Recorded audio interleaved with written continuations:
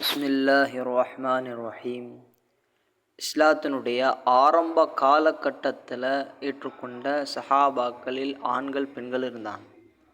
அந்த பெண்களில் அடிமை ஒரு பெண்மணி, அவங்க பேர் தான் ஜின்னீரா ரதியல்லாஹு அன்ஹா. அவங்களுக்கு ஒரு எஜமானன்.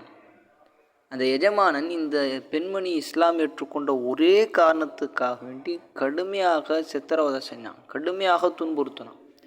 அந்த பெண்ணை அந்த அளவுக்கு துன்புறுத்தியதில் அவங்களுடைய பார்வை பறிபோய் விட்டது. அடித்து துன்புறுத்தினாலே அவங்களுடைய பார்வை பறி போயிடுச்சு. அக்கா காஃபிர்கள்லாம் இந்த பெண்ணுக்கு பார்வை போனதை பார்த்துட்டு உடனே இப்படி சொல்ல ஆரம்பிச்சிட்டாங்க, ஏளனம் செய்ய ஆரம்பிச்சிட்டாங்க. லாத்தூஸ்தாங்கிற சிலை தான் இந்த பெண்ணுடைய பார்வை பறிச்சிருச்சு அப்படின்னு ஏளனமாக கிண்டல் செய்ய ஆரம்பிச்சிட்டான்.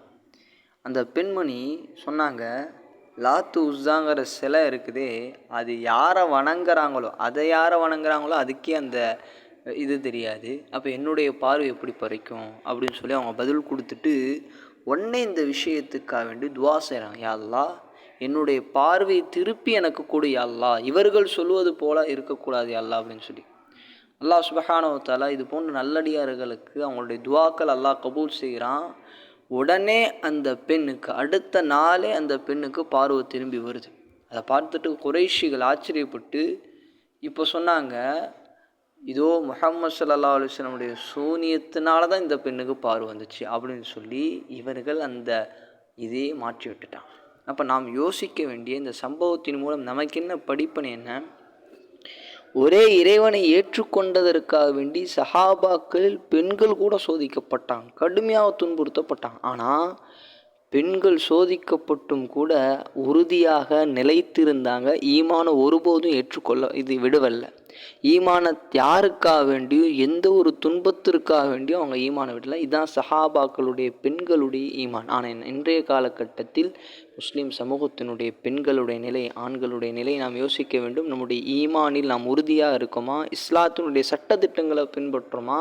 இஸ்லாத்தை நம்ம பாக்கியமாக நினைக்கிறோமா என்று நாம் யோசிக்க வேண்டும். இரண்டாவது என்ன? துவாக்களின் மூலம் அல்லாஹ் நடப்பதற்கு சாத்தியமற்ற விஷயங்களை கூட அல்லாஹ் நடக்கணும்.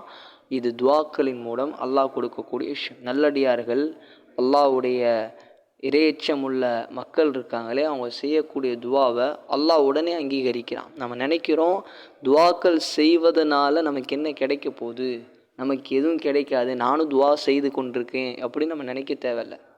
கண்டிப்பாக நாம் துவா செய்வதன் மூலம் அல்லாஹ் இந்த உலகத்திலும் மறுமையிலும் அல்லாஹ் பிரயோஜனம் வச்சுருக்கான். நமக்கு இந்த உலகத்தில் உடனே தெரியாட்டியும் கூட அல்லாஹ் விரைவில் ஏற்படுத்தும். அப்போ இந்த சம்பவங்களின் மூலம் நாம் படிப்பினை பெறக்கூடிய